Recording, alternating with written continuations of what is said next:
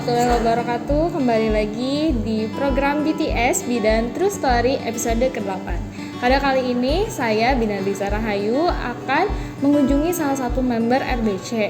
Nah, berdasarkan dari narasumber yaitu dari pihak Mustahik, ada sesuatu yang menarik nih untuk digali dari salah satu member ini, namanya Ibu Ima.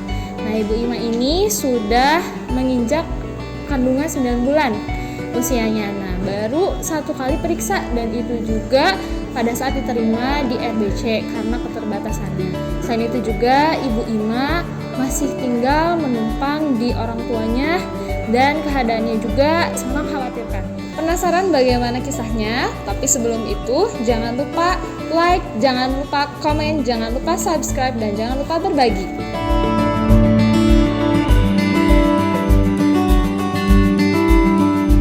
Seperti biasa, sebelum kita berangkat ke rumah member, kali ini kita berdoa dulu.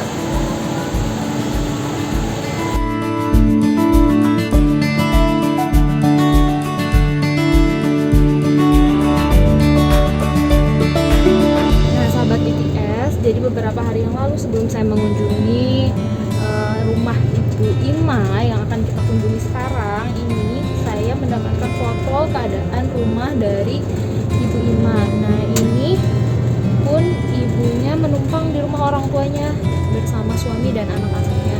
Jadi perasaannya pada saat melihat foto ini sangat terenyuh ya sahabat BTS, karena ya kita bersyukur atas apa yang diberikan Allah SWT kepada kita dengan kecukupan dan dengan kehidupan yang layak. Nah, dari sini sangat tergugah untuk bisa mengunjungi rumah Ibu Ima ini. Kita akan menggali hikmah apa saja sih yang bisa kita ambil dari Ibu Ima.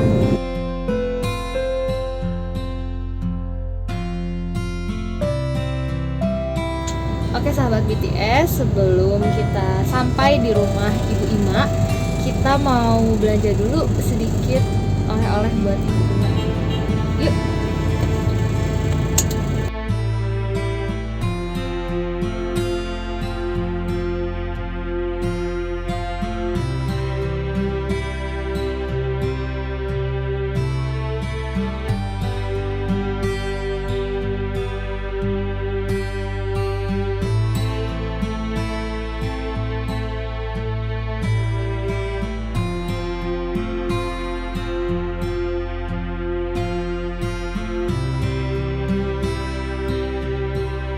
Nah, sahabat BTS, ini kita lagi perjalanan menuju rumahnya Ibu Ima.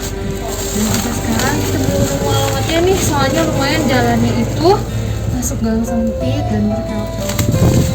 Yuk, kita masih terus semangat, kita cari rumahnya Ibu Ima ya.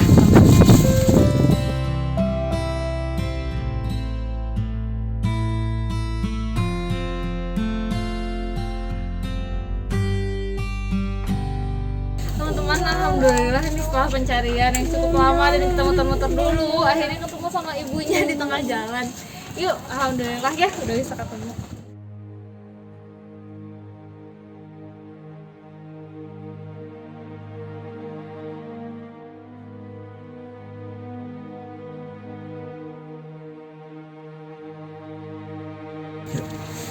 Assalamualaikum sahabat BTS, akhirnya dengan perjalanan begitu panjang kita bisa tiba di rumah Ibu Ima ya Bu ya, di rumah Ibu Ima, dan alhamdulillah bisa diperkenankan untuk bisa bertamu ke sini ya Bu ya, main dan silaturahmi ya Bu ya bersama Ibu Ima.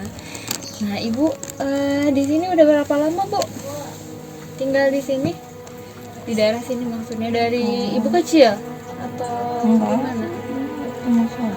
Oh, jadi rumah suami sama Ibu Ima, oh gitu. Jadi di sini sama suami, berapa keluarga kan di sini? Dua keluarga, orang tua sama ibu ya gitu.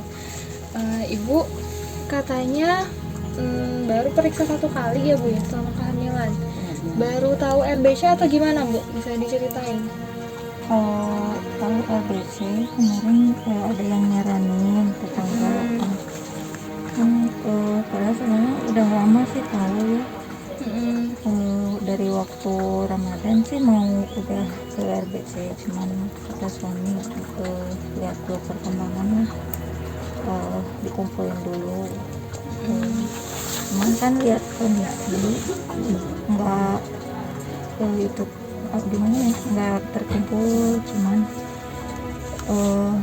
ada yang nyaranin katanya ke puskesmas dulu terus bikin BPJS kalau biaya melahirkan jadi ringan.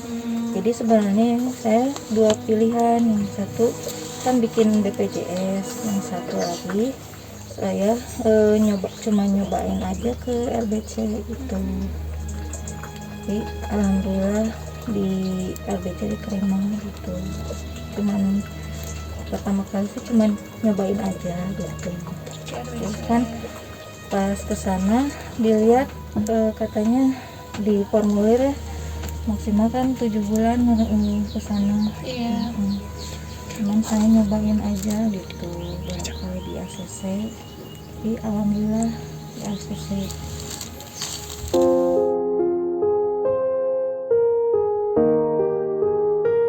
Jadi totalnya berapa kali periksa hamil Bu? Selain di RBC sebelumnya udah pernah periksa hamil? Satu kali di puskesmas atau gimana Bu? Cuman kalau periksa kehamilan sih waktu 3 bulan ya, waktu enggak menstruasi gitu. Waktu usia kehamilan 3 bulan. Setelah dari situ nggak periksa lagi, terakhir kemarin. Nah kenapa Bu? Apa kendalanya? Ya banyak usaha gitu. Banyak masalah. Hmm. Ini ada banyak kendala. Salah satunya kenapa Bu jauh atau gimana Bu? Ya kurang biaya gitu. Biayanya terbatas. Suami kan nganggur, belum kerja dari bulan Ramadan gitu, kerjanya serabutan gitu. Jadi nggak ada penghasilan. Kalau buat makan sehari-hari juga kadang-kadang ke saudara gitu. Jadi untuk periksa hamil pun untuk berbayar gitu Bu ya, ditambah mungkin selain bayar untuk periksa juga ada harus periksa, maksudnya harus mengeluarkan uang untuk ongkos gitu Bu ya. Kalau biasanya periksa kemana?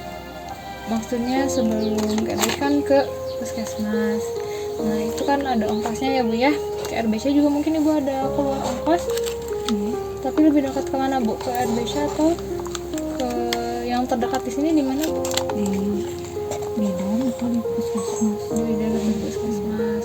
Kalau di bidan minimal kan 50 kalau Kalau di puskesmas mungkin lebih murah ya Bu ya. cuman Cuma kalau mungkin ongkosnya. nggak ke puskesmas sih sayanya banyak pikiran gitu dan masalah ekonomi gitu. Ya. Jangan kan untuk periksa hamil mungkin Bu ya. Untuk makan juga mungkin Bu ya pada saat itu harus disisihkan uangnya lebih untuk makan mungkin Bu ya daripada untuk periksa, belum ada mungkin dananya. Katanya belum mempersiapkan perlengkapan bayi juga ya. Iya. Nah kemarin ke RBC gimana Bu? Alhamdulillah pas kemarin ditanyakan katanya perlengkapannya apa aja. Kalau soal perlengkapan belum ada ya, paling ada yang bekas ini cuman sebagian paling ada 5 pasang aja, terus bagian lagi bekas tetangga kan banyak yang udah lahiran gitu. Katanya kebetulan di sini lagi ada, jadi kemarin dikasih dari RBC. Oh kemarin udah dikasih, alhamdulillah ya Bu ya, dikasih udah ada. Kemarin periksa ke RBC hasil pemeriksaannya baik. Alhamdulillah baik. Udah baik. Kemarin katanya disuruh USG ya. Iya. Nah USG-nya atas indikasi apa Bu? Maksudnya kenapa harus di USG kan kehamilannya? Soalnya kan ini usia kandungannya belum tahu ya, udah 9 bulan atau kurang atau lebih gitu. Jadi persiapan takutnya kan sekarang gitu. Jadi buat perkiraan di USG gitu. Alhamdulillah jejak kelahiran kasiran bisa diterima di RBC. Sambil nunggu ini juga sih, suami juga kejar setoran gitu kan, baru minggu sekarang dapat kerjaan gitu. Ibu kalau boleh saya tahu maaf pekerjaan suami apa Bu? bor bor air. Bor air, bor Tapi sumur juga gitu Ya, Bu? bor sumur. Tapi kan kalau bor sumur kadang ada yang gagal, ada yang berhasil juga gitu. Jadi Terus kalau dibagi tim kan. kalau berhasil dikasih upah, kalau Iya. nggak berhasil nggak gitu Bu? Iya, seadanya gitu. Setiap hari itu ada Bu yang mau ngebor gitu? Kalau itu kan gimana target ya, misalnya nggak tahu berapa bulan atau minggu, tergantung medan itunya, lapangannya ya. Kadang-kadang ada yang 2 bulan lebih, ada yang 1 bulan berhasil gitu. Kadang-kadang kan saya nunggu misalnya teh seminggu kasbon dulu lah gitu buat makan sehari-hari gitu. 1 minggu kasbon misalnya tadi dikasih kasbon 200 gitu. Kadang itu kadang cukup, kadang enggak, kadang dikasih kadang enggak gitu. Itu juga. Totalnya yang tinggal di rumah ini berapa orang Ibu? Di rumah ini ada 6. 6 orang. Ibu memiliki berapa anak Bu? Saya 4 anaknya. Berarti yang ada 4, maksudnya yang sudah lahir 4 dan ini kehamilan kelima atau ini kehamilan ya keempat? ini ke yang keempat. Ini kehamilan keempat. Tiga-tiganya ada. Ada. Dari Cuman kalau yang 2 ikut sama tantenya, kakak saya gitu. Oh, jadi ikut sama tantenya, dibiayai dan diurus sama tantenya Iya. gitu ya. Ini yang ikut sama ibu. Iya, Usianya gitu. berapa tahun Bu? 3 tahun kurang. 3 November. tahun gitu ya Bu ya. Oh gitu, untuk menghidupi kebutuhan sehari-hari. Apakah suami ibu menanggung semua yang ada di rumah ini, maksudnya dengan 6 anggota keluarga? Enggak sih. Cuma saya aja pribadi aja. Tanggungannya ibu sama ibu ya Bu ya. Ibu, kalau boleh tahu kenapa yang 2 sama tantenya terus? Oh iya, biaya gitu, faktor biaya. Jadi dari bayi gitu, asalnya kan nggak keurus gitu. Jadi tantenya kan nggak tega gitu. Anaknya kan jadi nggak ada, soalnya kan ada konflik gitu, 2 keluarga gitu. Jadi nggak tega lah melihat 2 anak gitu, ya diambil dua-duanya lah di sana gitu, diasuh di sana. Dari usia berapa ibu? Dari bayi, Dari bayi dua-duanya. dari setahunan. Kalau perasaan ibunya sendiri gimana nih? Tapi kalau ketemu sih ngurus, suka kesana gitu. Saya sehari-hari juga suka kesana gitu. Cuman di sana cuman difasilitasi aja, kasih makan biasa gitu. Sama main di sana. Kalau jalan-jalan ikut gitu. Ya kehidupan di sana aja gitu, nggak di sini gitu. Perasaan ibu, maksudnya ya seorang ibu pasti kan pengen dekat sama anaknya ya Bu ya. Terus ya pasti kalau untuk seorang ibu ingin mengurus anaknya gitu Bu ya. Gimana perasaannya ibu pada saat ibu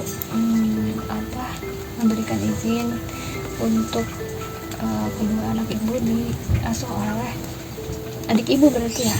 Ya, kakak Ibu ya, gimana? Ada rasa sedih atau bagaimana Bu? ya, kalau sedih sih ada ya, cuman mau gimana lagi, kita kan kurang mampu ya. Tapi saya juga suka ngasih semampunya saya gitu, misalnya ngasih jajan gitu, atau ngasih misalnya sarapan gitu seadanya saya gitu. Tiap hari juga saya suka kesana gitu. Tapi anak-anak tahu maksudnya Ya mulai ibunya gitu. ya kan dijelasin sama tantenya juga juga kan baik ya. Udah mulai besar, jadi udah mulai sedikit-sedikit dijelaskan kenapa kalian itu ada di sana begitu. Kalau tanggapan dari anak ibunya sendiri gimana Bu?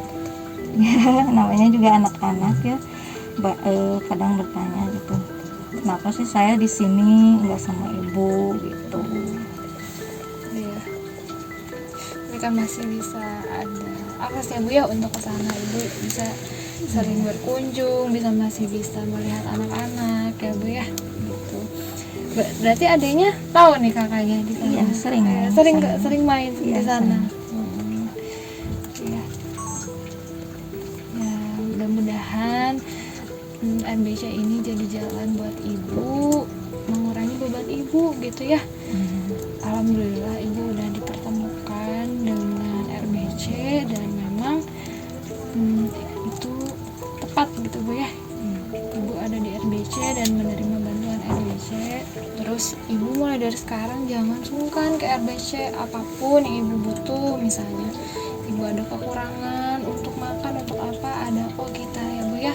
Ada hak ibu di situ ya.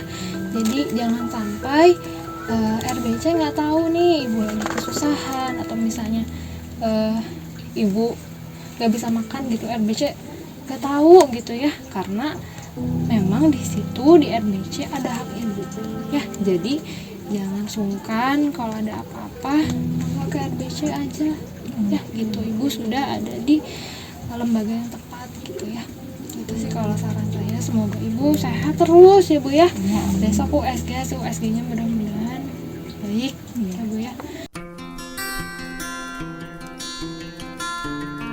Alhamdulillah jejak kelahiran Kasiron pada Yayasan RBC yang telah berkunjung ke rumah saya dan juga memberikan fasilitas kesehatan buat saya dan keluarga. Terima kasih sudah diterima dengan baik oleh pihak Yayasan RBC. Semoga RBC semakin berkembang dengan baik, bisa menjadi ya rumah sakit, dari klinik bisa menjadi rumah sakit yang lebih besar. Ya, alhamdulillah sekian perjalanan dari kami tim BTS untuk mengunjungi rumah Ibu Ima. Tentunya banyak sekali hikmah yang bisa diambil dari kisah Ibu Ima dan keluarga. Salah satunya adalah kita harus tetap merasa bersyukur akan apa yang dikasih dan diberikan oleh Allah Subhanahu wa Ta'ala, karena selalu ada celah bagi kita untuk bersyukur atas apa yang diberikan Allah Subhanahu wa Ta'ala bagaimanapun keadaan kita. Saya Bidan Riza, cukup sekian BTS kali ini. Jangan lupa untuk like, jangan lupa untuk subscribe, jangan lupa untuk komen, dan jangan lupa untuk berbagi. Wassalamualaikum warahmatullahi wabarakatuh.